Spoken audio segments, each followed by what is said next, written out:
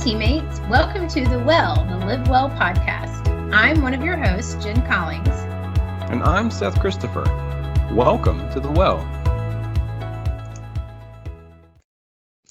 Hey, Seth. It is our last podcast in the month of February. How are you doing? I'm doing well. You say February. I say Funuary. It's been a great month, and I'm looking forward to keeping 2021 alive. Yes, we have talked about heart disease, and we have talked about loving each other and ourselves and our health, and we are going to wrap up heart health with a bang. I'm so excited about today's show. Me too. It's been a great month, great year so far. Heart health it's a serious topic. There's a lot of things to really have serious conversations about.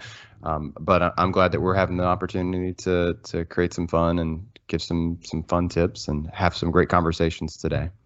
We have an awesome guest that will be on with us a little later, Dr. Koehler. He is in our digital calendar for the month of February with a fantastic video if you haven't seen it. So he has some wonderful tips and ideas for preventing heart disease, and then talks about if you have heart disease, ways you can control it. So I can't wait to get to his interview.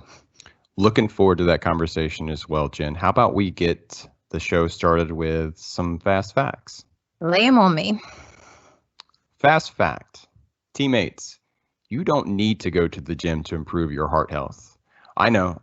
2020 taught us a lot about having to be creative and finding ways to be physically active. But I want to share this study that I came across from January, Jen. In this study from January 2021, researchers compared the effects of a home-based versus gym-based stair climbing intervention. So think about, I'm going up the stairs at my house, or for some of our teammates going up the stairs at the facility they work at, versus a gym-based stair climbing. So the stair climber, the fun one that you see that's really tall in the gym. So what they saw was that both groups had improvements in cardiovascular fitness, reductions in cardiovascular risk factors, and reductions in body compositions when compared to the control groups. So if you were doing the steps at this specific protocol or at work, or if you were doing it at the gym, you saw the benefits. But interestingly, the home-based group saw greater improvements in their fasting blood glucose measures, which is often used in determining risk of diabetes. So I think the takeaway here is that you don't have to go to the gym. You can find fun ways to do it. We all probably have stairs in our lives, whether we like it or not. So take that extra opportunity and take that flight of stairs. Fast fact. Every little bit counts. The benefits of being physically active can be seen in what we call a dose response. So that is, the more you do, the more your health will benefit. And of course, this is all within reason, but there's evidence that's very strong. It's been duplicated in many studies to show that this relationship exists. So, for example, a clinical trial in JAMA assigned 3 groups of sedentary women to different exercise doses in 72 minutes, 136 minutes, and 192 minutes per week. And what they saw was that physical fitness and cardiovascular fitness improved linearly for all 3 groups compared to the control group. So those who engaged in 72 minutes of activity per week had improved fitness versus those who did not. Those who engaged in 136 minutes per week had more benefits than those that engaged at 72. And then those who engaged in 192 minutes per week of physical activity saw greater benefits compared to those who engaged at 136. And so of note, taking this back, the group that performed 72 minutes, which is only half of the weekly recommendation that you all hear we preach here at the Well, 72 minutes, saw improvements in all outcomes compared to the control group. So I think the big takeaway here is, it's just another reason to do a little bit more today than you did yesterday, and a little bit more tomorrow than you did today. Those facts are fascinating. I especially like the first one talking about the stairs. So breaking that down a little bit, you're right. In 2020, gyms got closed, so we had to figure out how to be active. So I love that they were able to do a study so quickly after that and show us some improvement for that home-based exercise. It just fascinates me.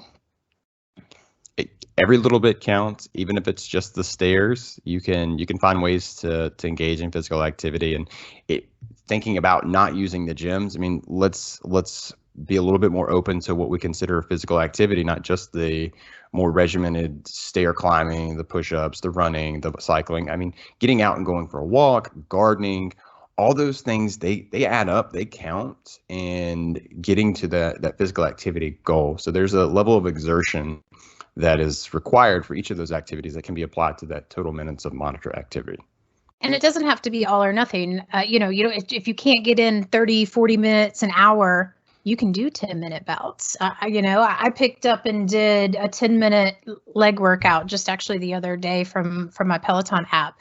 And my legs have been sore. It was 10 minutes. My legs have been so sore. So it just shows that every little bit counts, and those little bits add up to more and more. So if you're brand new to exercise, just walking to your mailbox and back can be enough to get started. And then just go a little further, and then a little further, and a little further as you build your confidence, your endurance, and your strength. All right, you ready to talk about some myths? Jen, are you ready to bust some myths? Let's bust some myths. All right, myth number 1. Only people with high blood pressure should limit their sodium. So this is really a hot topic, controversial topic. People talking about, low salt, does it matter? So we could all benefit from getting less sodium in our diets. Increased sodium intake can contribute to high blood pressure, and excess sodium can cause stroke, heart disease, and kidney disease. Here's where it gets amazing. Americans eat around 3,400 milligrams a day of salt, but the recommendation for a healthy person without any hypertension is 2,300 milligrams or 1 teaspoon. That's a tiny amount. And then those diagnosed with hypertension, they are actually recommended to aim around 1,500 milligrams a day. So this can be incredibly hard. A lot of the sodium that we get is from packaged foods and processed foods and things we call hidden salts. So best way to cut back is to limit your processed foods such as canned foods, frozen entrees, broths and bouillons, salty snacks, pickled vegetables, deli meats, and then condiments such as soy sauce, barbecue, teriyaki, that type of thing. Cook from scratch more often than buying out, and then try flavoring your food with herbs and spices instead of with salt. Kind of neat. And it takes a lot to really, if you start tracking your food and you start tracking your sodium, it builds up so quickly. Yeah, that list that you just put out with the salty snacks, the vegetables, marinades, all the condiments that you were going through, I imagine a lot of us have that in our fridge. I know I do, my fridge and my pantry. So it sounds like I'm getting a lot of salt in my diet that I could probably avoid. What's been great is that manufacturers, of course, know this. So you can find low sodium options for if you have to have canned vegetables, you can find a low sodium option. There's a low sodium ketchup. So, if this is a concern for you, and it should be to a certain extent for all of us, just look for those low sodium options and then don't add more salt to your food until you really know if it needs it. Myth number 2, if you have heart disease, you should eat as little fat as possible. It's true that we all should have a diet low in saturated fats and avoid trans fats altogether, but other fats such as unsaturated fats and vegetable oils and other foods are beneficial. So eating fish high in omega-3 fatty acids such as salmon twice a week can help to lower your risk of heart disease. So what can you do? Include low-fat dairy products, fatty fish, nuts, and olive oils in your diet. If you eat meat, make sure that the cuts are lean and remove the skin from your poultry. We also recommend here at The Well, when we talked with Dr. Koehler, and if you read his recommendations on the digital calendar, we recommend reviewing the Mediterranean diet. So this is a great diet really aimed at helping people with heart disease, and it's high in fruits and vegetables, whole grains, and healthy fats. So break it down super quick. It includes a weekly intake of fish, poultry, beans, and eggs, moderate portions of dairy products, limited intake of red meat, and an occasional glass of red wine and plenty of exercise. Jen, you're speaking my language. Plenty of exercise, moderate portions of dairy, limited intake of red meat, and of course the occasional glass of red wine. Red wine. The other thing that's really neat that the Mediterranean diet includes when you look at it is actually eating with friends and family. That's a key piece of this diet. So kind of neat.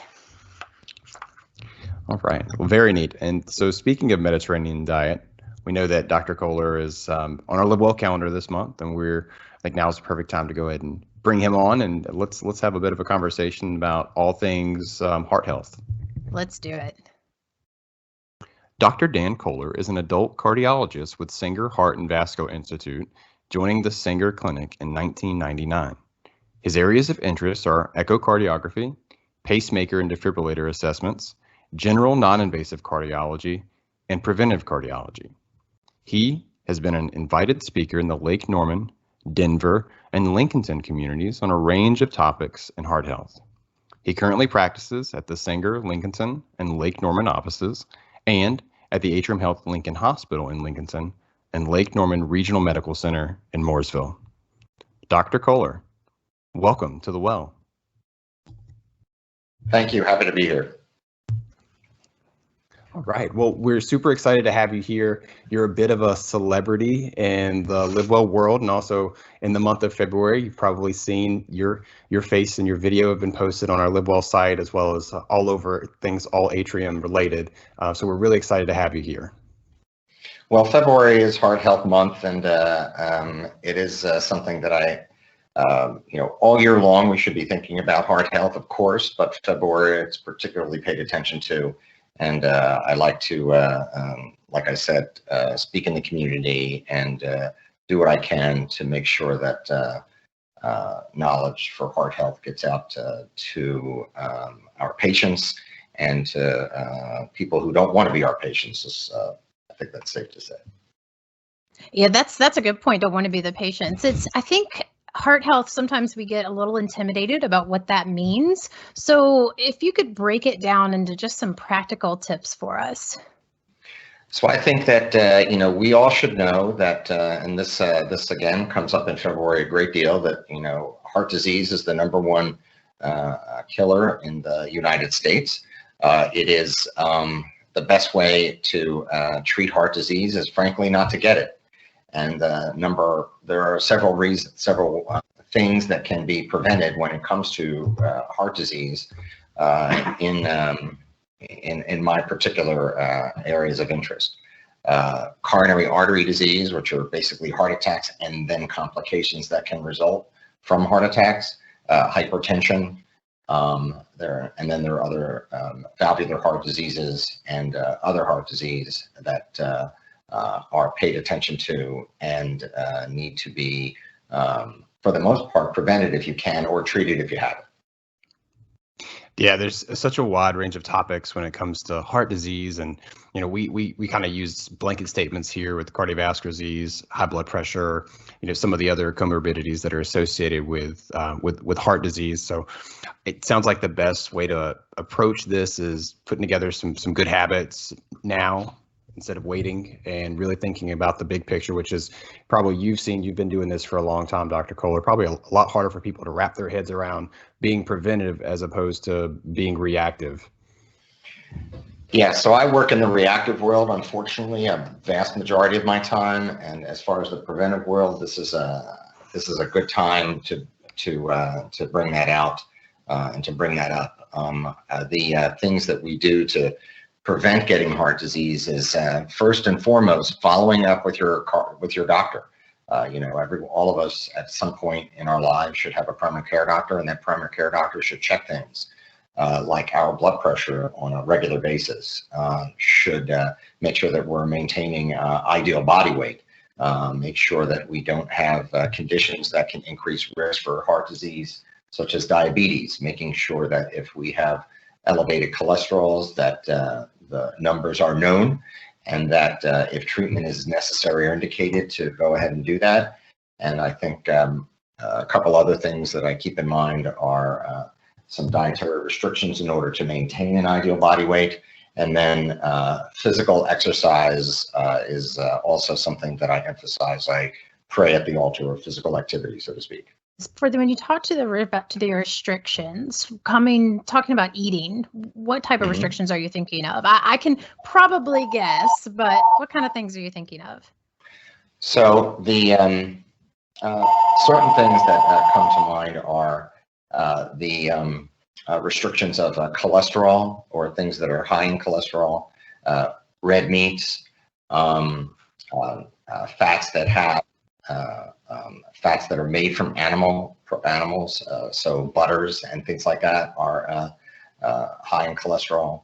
I think the one thing that we know is even more important now than the cholesterol itself is the high amount of carbohydrates that we take in, refined sugars, processed flours, those sorts of things. I like to tell my patients that if it's white potatoes, French fries, white pastas, white rices, these are the things that will, because of how they're processed in the body, can lead to a higher cholesterol and cause you to sort of maintain a weight that you would not want to have, a higher weight. So these are the things that should be avoided for the most part. When you talk about avoiding those white carbohydrates, are you talking across the board for everybody, adults, people who don't have any risk factors, or those who already have some risk factors and are maybe trying to prevent cardiovascular disease? I think the problem with the white foodstuffs and the white things are that it begets your desire, because what you do is you train your body to crave them. If you've ever tried to stop eating carbohydrates, you notice that you crave them, voraciously. And the reason you do is because you've trained your body to use them as fuel. The problem with using them as fuel is you don't use carbohydrates as efficiently as you would, say, proteins or fats. So your body craves these carbohydrates to use as fuel. And as a result of that craving, it's much harder to stop taking that in when it's the majority of your diet. So I think that from early on in life, you should teach yourself or train your body not to take in as many carbohydrates as that might be used to train your body to do things abnormally and gain weight and not be able to lose it once it's been in there, and not to be able to get away from it once you've started it up. It almost sounds like a bit of a vicious cycle. If I started eating these white processed foods and my body becomes more addicted to them and I need them, ultimately I continue to consume them, and then at that point in time probably increasing my risk of heart disease or complications to or from. How do you talk to patients about breaking that? Because if you're in a reactive world, and how do you coach that in your role, Dr. Koehler? It's I used to think 25 years ago the hardest thing I ever told anyone to do was to stop smoking cigarettes, and I think that was back in the day that was always hard. And then the whole sort of process by which cigarette smoking has been considered and known for a long time now, but just sort of paid attention to as the thing that you want to avoid assiduously. Diet is even harder, because even as a child we had this.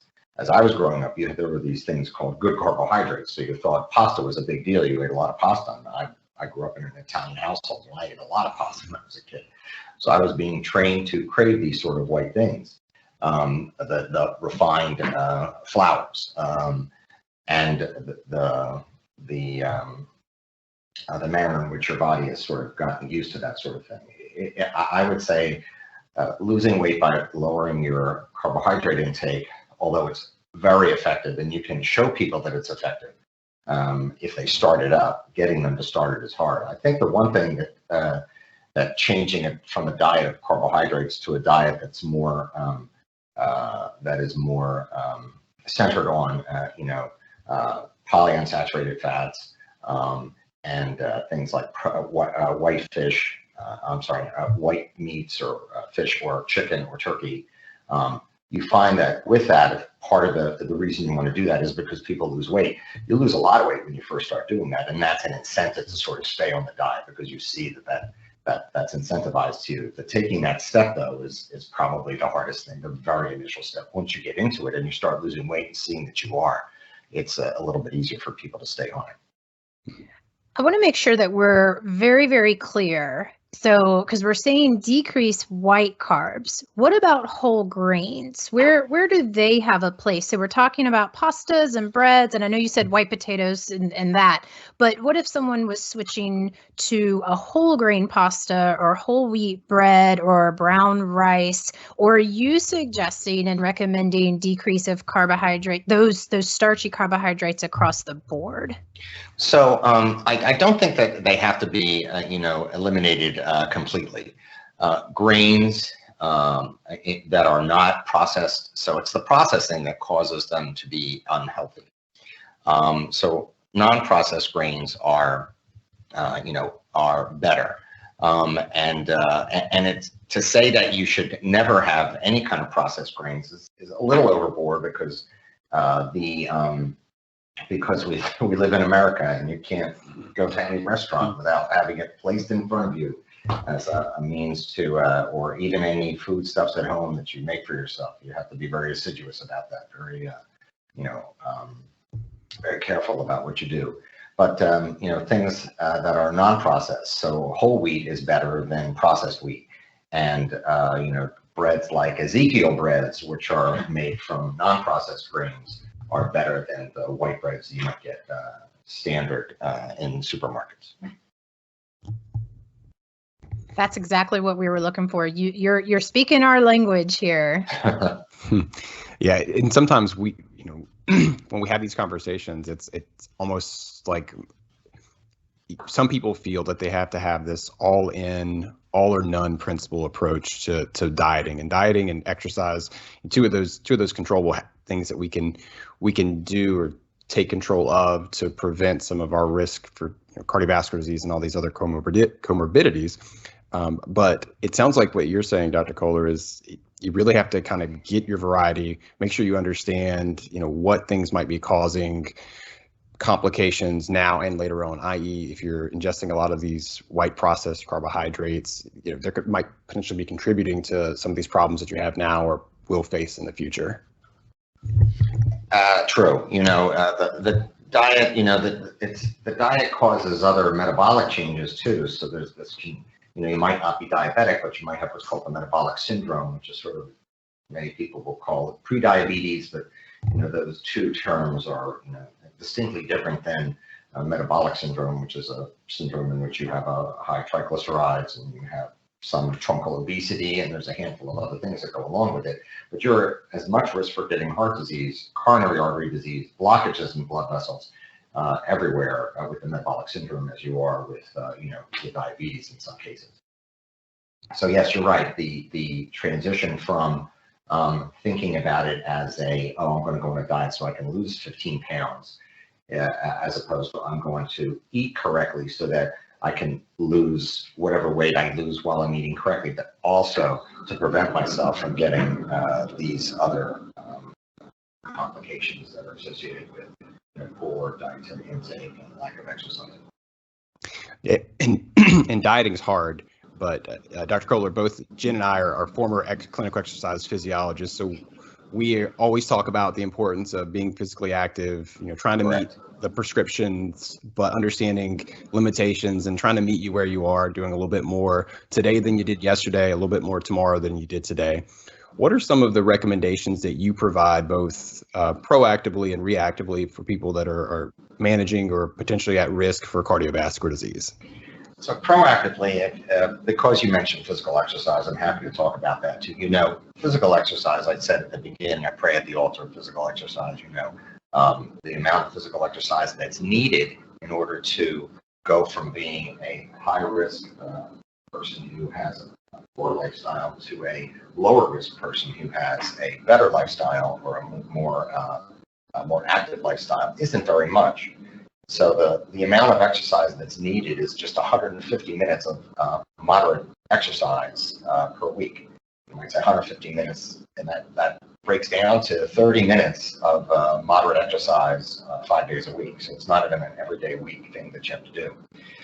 And moderate physical activity is defined as, just walking. So if you can walk, you can do moderate, and you do it 30 minutes a day, you have, changed yourself from someone who is at risk because they don't have a active lifestyle to someone who is at lower risk because you do have an active lifestyle. Also, if you decide or are more able to do vigorous physical activity, if you can do vigorous physical activity, you don't have to do 150 minutes of it. You can do 75 minutes of it. So that's, you can do 75 minutes of vigorous physical activity per week, and that gives you the same amount of protection as 150 minutes of moderate physical activity. And again, moderate physical activity is walking, playing tennis actually is moderate physical activity.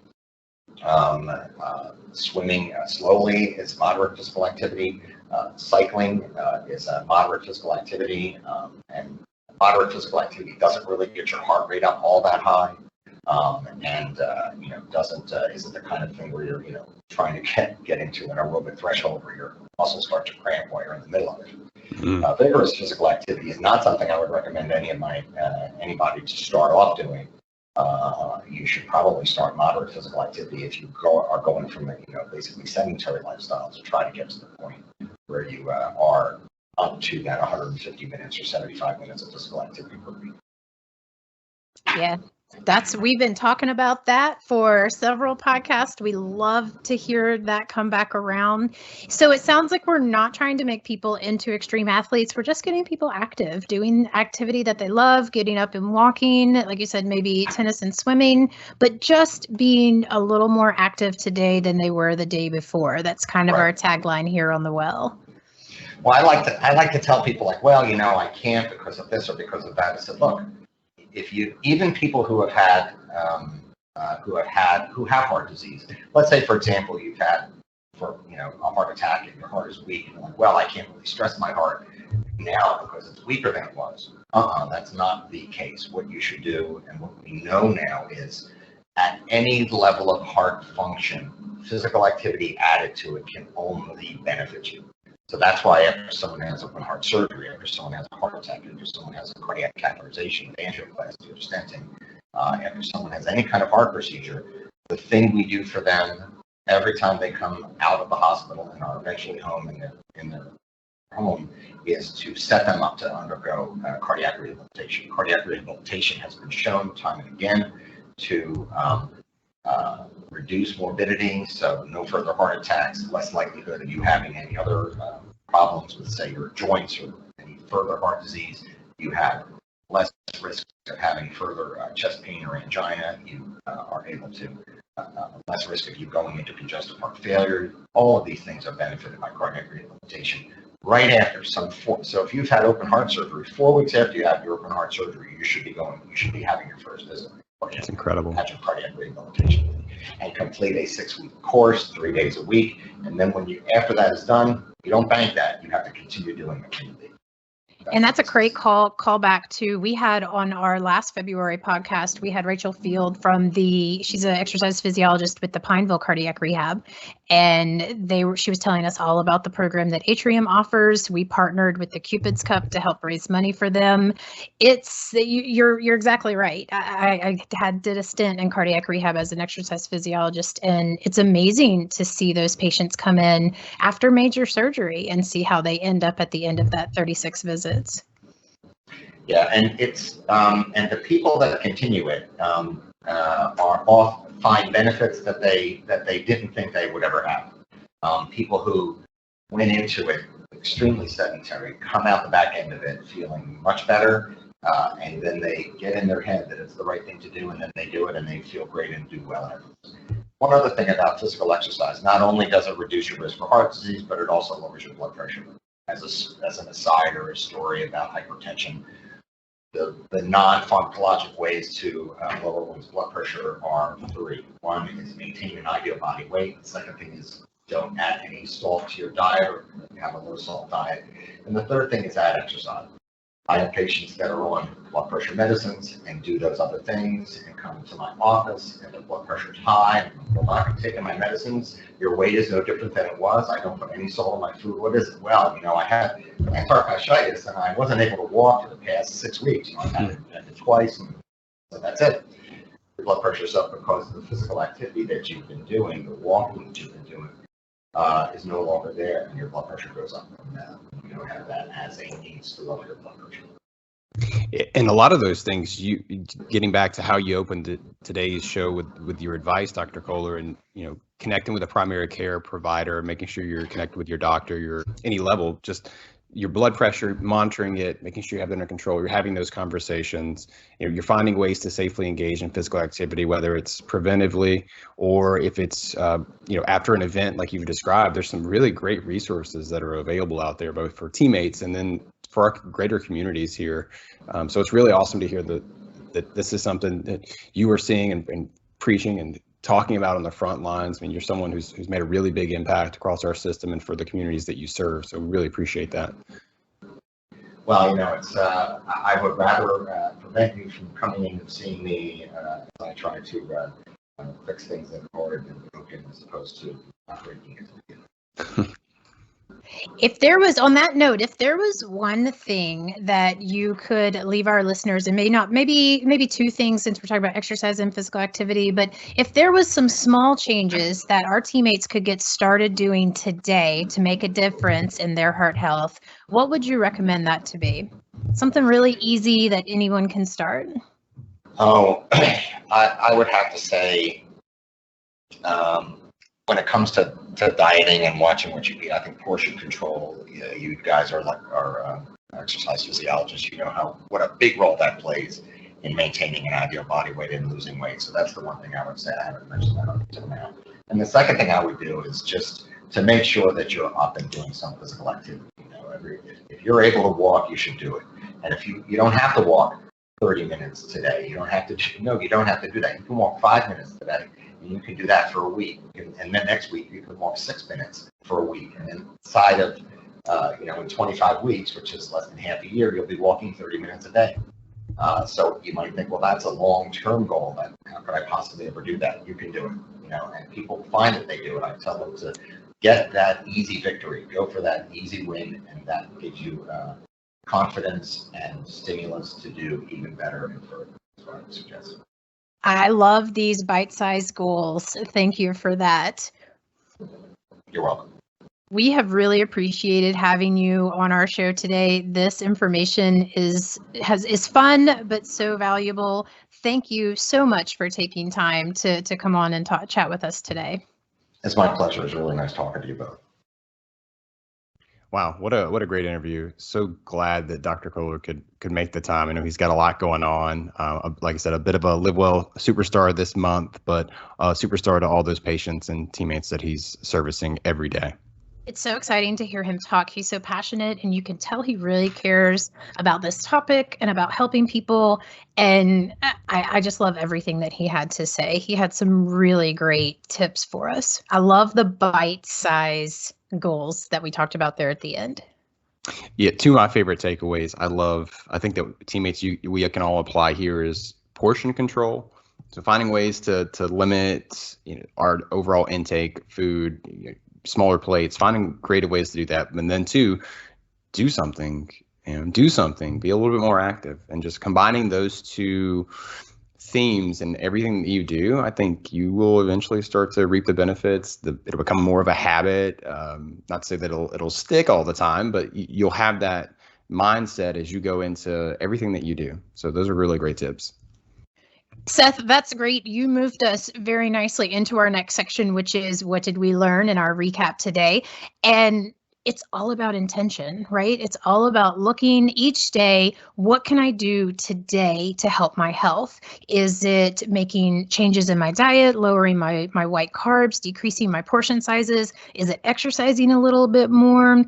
trying to earn that 150 minutes of moderate activity. I love how he broke that down for us when he was talking and talked about, moderate doesn't get your heart rate up that much, but if you want to work a little bit harder, you get to do a little bit less with the 75 minutes of vigorous. So where your heart rate's up a little bit more.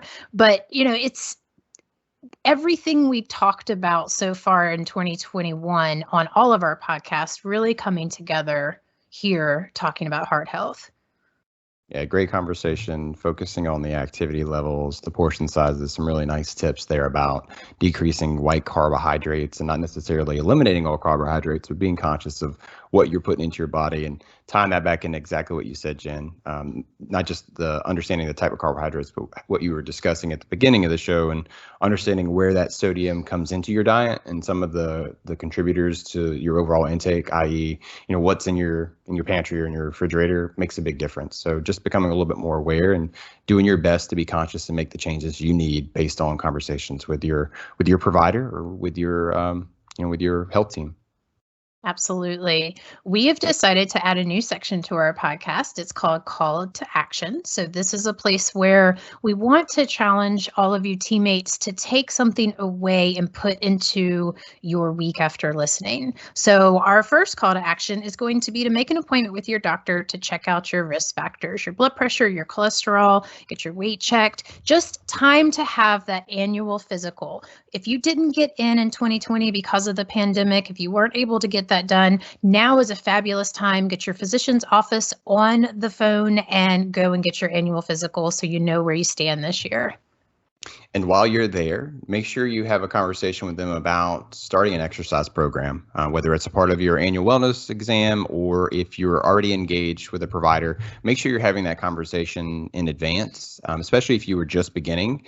But we all need to keep those updates coming to our provider or to our physician so they can help to advise. Not everything is appropriate for everyone, and that's a great place to start and get a level set based on some of the risk factors that you might have.